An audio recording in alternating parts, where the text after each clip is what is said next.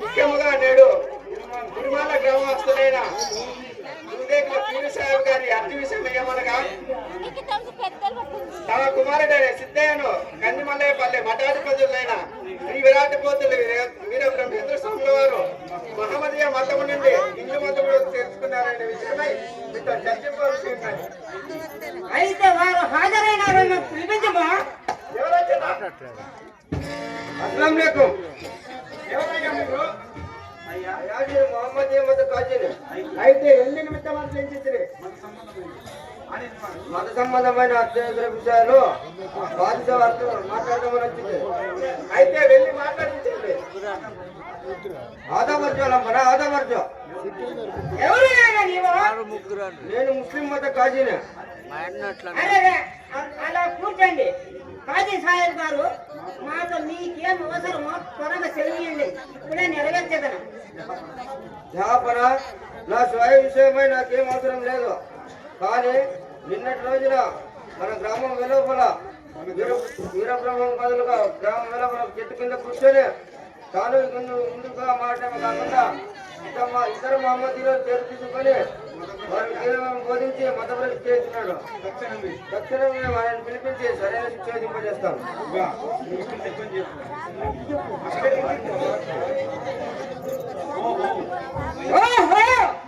అంత మధన్నుడు వాడు, వారిని ఇప్పుడే పిలిపించి అధికారులతో రాసి నాశనం మనొచ్చదను. మీరు వెళ్ళిరండి. అంటే మన ముస్లిం మత ద్రోహిని శీఘ్రంగా పిలిపించండి.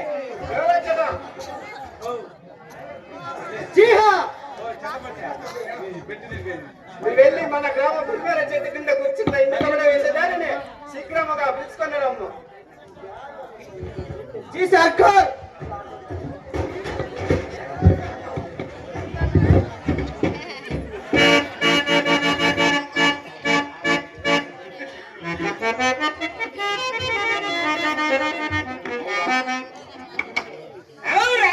ఎంత గర్వ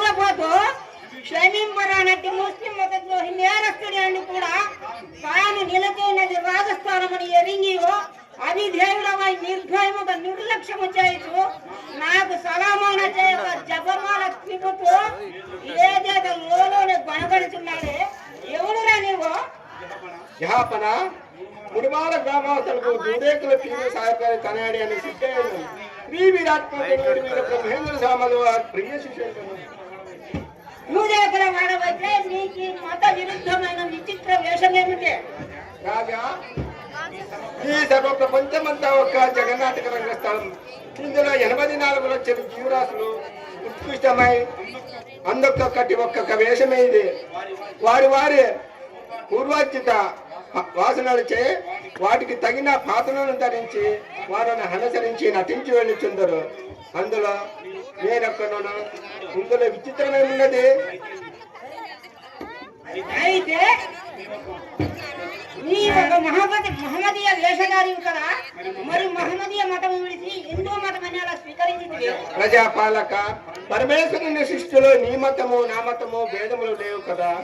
పరికించి చూసిన ఎన్ని మతములు నిన్న పరమేశ్వరుడు ఒక్కడే, ద్రేహములు ఎన్నిన్నను ద్రేహొక్కడని తలంచి నా జన్మ తరింపు చేసుకున్నాను లేదో అని నేను శ్రీ విరాట్ కోహ్లీ వీర బ్రహ్మేంద్ర స్వాముల వారు చేయించుతున్నాను. మతములన్నీ ఒక్కటాని వాగుతూ మరి మహమ్మదీయ మతమునందన్న గురువుని ఎలా చేరనైతివి, వారిని నీ జన్మ తరింపజేయలేరని నీ భావమా? ప్రభు, తరింపు వచ్చిన దాన్ని నేటి కలికాలమైన నా మతమే శ్రేష్టమైనది. పరమతమ పనికిమైన దానిని దూషణ చేయవారెందరో కలరు. గాన అట్టి సహావాస దోషము నాలో కూడా రేకెత్తి నీ నాను భేద బుద్ధి జన్మించినను నా జన్మ తరింపు చేసుకున్నాను లేదో అని సందేహం కలిగి నేను వీరి గురించి చేరినాను.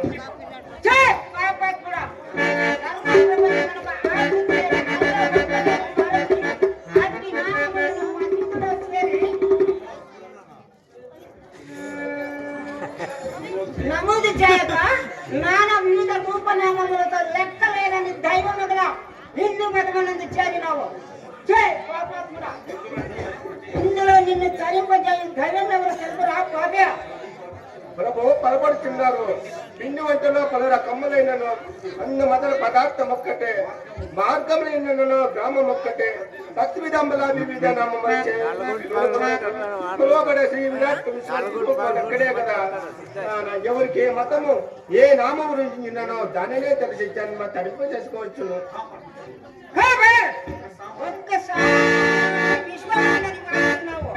అన్ని వివిధ రూపనామాలలో ఎట్లు వెలుగొందుతున్నాడు తిరుమమ. కలంపన ఆకాశమున ఒక్క సూర్యుడు సర్వ ప్రపంచమంతకి వెట్లు వ్యాపించుతున్నాడు. అట్లే విరాట్ స్వరూపుడ జీవాత్మ స్వరూపుడైనాడు. సర్వం తానైతే కొందరు మంచి స్వభావికులుగాను మరి కొందరు చెడు స్వభావికులుగాను ఉండురా. రాజా, సముద్రమా మీరు సూర్యరశ్మిచే తేలికై పైకి వెగిసి ఆరు రూపమున పరిశుద్ధము గల మేఘం ఏర్పడి అటుపై చల్లగాలి వేసి వర్ష రూపమున వర్షించు. మరి అట్టి పరిశుద్ధమైన మేఘంలో నీరు మురికి పడిన మురికిగాను పరిశుద్ధ స్తంభం పడిన నీరు పరిశుద్ధముగా ఉండును. కాబట్టి ఒకే పరిశుద్ధమైన వర్షపు నీరు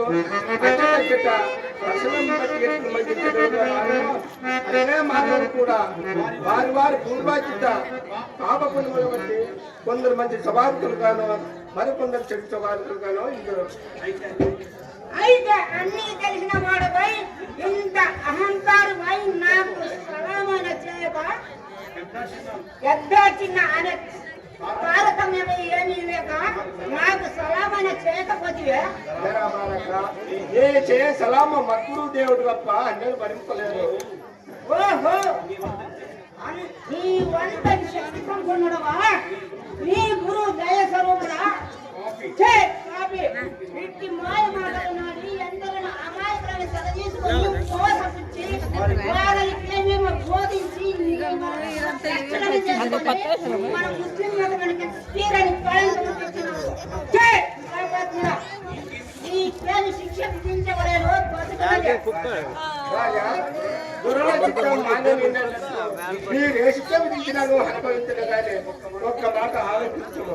ఇంత విశాలమైన సృష్టిలో ఎందరో మాత్రమైన శక్తి సంపన్నులు మరెందరో సిద్ధ పురుషులు నిలువప్పిన భక్తి మరుగైతారు కాదా వారి వారి మనములను గుర్తెరిగి మాట్లాడిపోలేదు కానీ అలా కాకుండా నాతో మాట్లాడినట్టు వారిపై కూడా మీ అధికార దర్పం చూపి అసభ్యంగా మాట్లాడిన అది భస్మమైపోదు.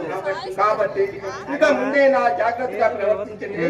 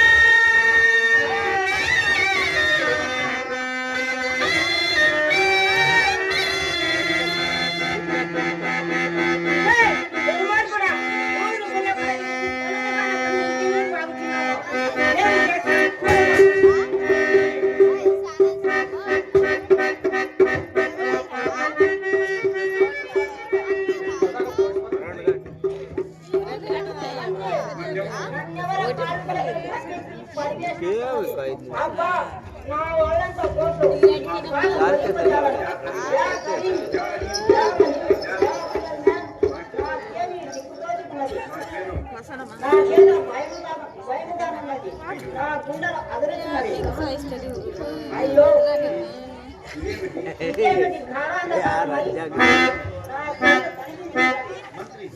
మంత్రి నన్నెవరో మంత్రి నేను ఈ మహానుభావుని సామాన్య మానవుడు అనుకుంటే కాదు కాదు ఈ మహానుభావుడు సాక్షాత్ పరమేశ్వరుడు ఎంత పరబడితే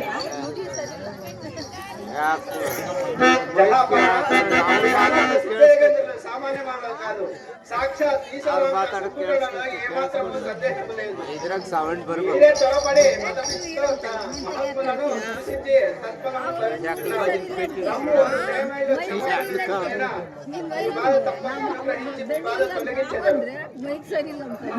శంకరావతారా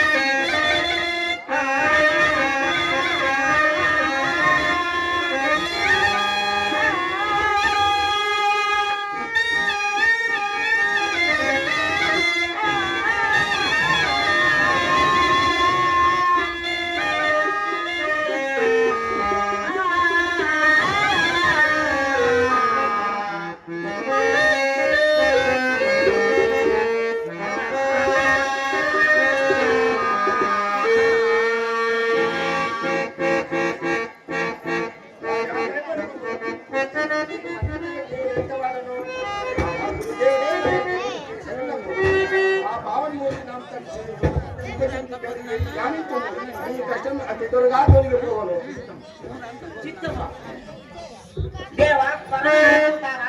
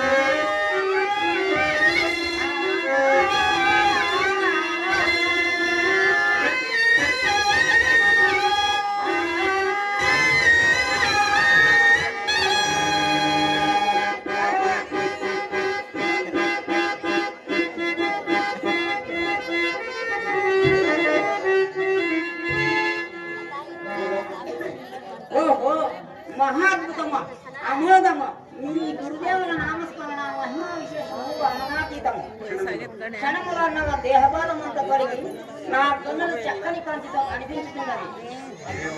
దేవా, ధన్యుడు దేవా, ధన్యుడు. ఇదే నా దుఃఖాష్టంగా వదనములు. రాజా నిమ్ము భయపడకము, ఇంకా వీరబ్రహ్మ గురుదేవులే రక్షించరు కాక. రాజా, మాకు సెలవు సంఘము, మేము పోయి వచ్చేదము. మద్గురు దేవులు మా కొరకై వేచి ఉండరు. సిద్ధయ్యన్నా, నాకు ఒక సందేహం మిగిలినది తీర్చగలరా? ఏమ సందేహము? శ్రీక్రమంగా తెలుపుము. మద్గురు కృప చేత తీర్చి వెళ్ళదను. మహాత్మా, మీరు చేయ సభములు వీర బ్రహ్మేంద్ర స్వామి అన్నలు భరించగలగటే, అలా ఎందుకు భరింపజాలరు? సందేహములు జ్ఞాపన నా సలాము అన్నలు కూడా చెప్తుంది. వారు తల పగిలి నీ మొక్కలే నిలువునా కానీ భస్మమై ప్రాణమిడిచెదరు. అలా మానవులే కాదు, ఇదొక పాషాయమైన ప్రభు. మీకు నిదర్శనం కావాలన్నా ఒక నవరత్నాలు తెప్పించడు. అయితే ఇప్పుడే చెప్పింది కదా.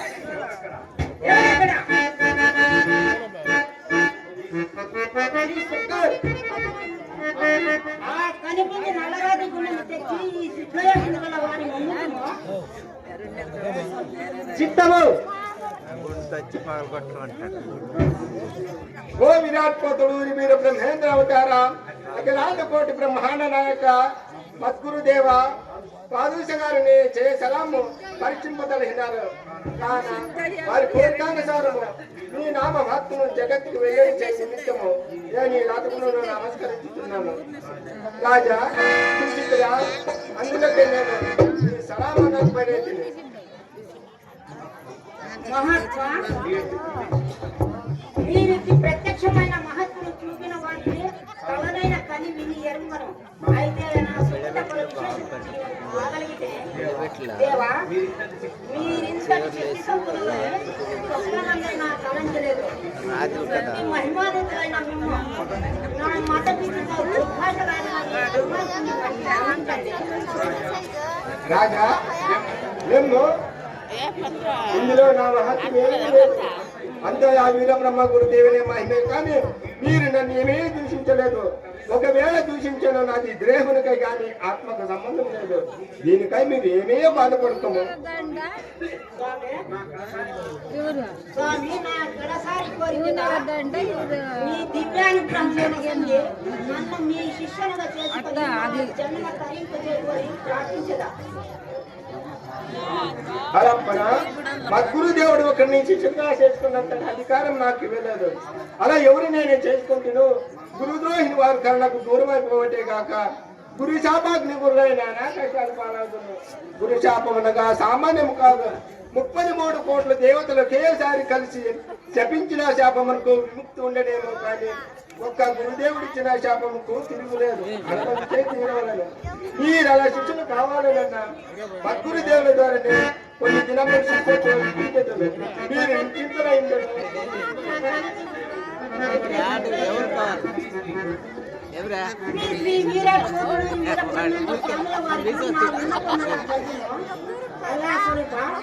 నేను పీరు సాహెబ్ గారు అర్జీ విషయమై మతాభిమానంతో మహోద్రేకున్నదై మేము సామాన్య మానవులని జమగట్టి కోర్టుకు హాజరు కావాలని జగన్తో సమను పంపిన ఈ నిజాత్ముని అపరాధ వలన మన్నించి మీ పాదదర్శించి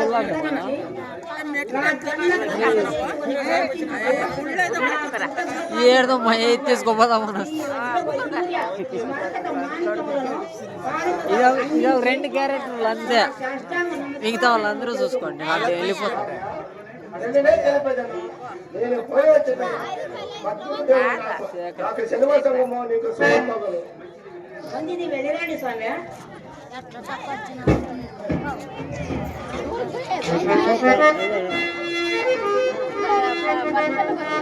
Thank you.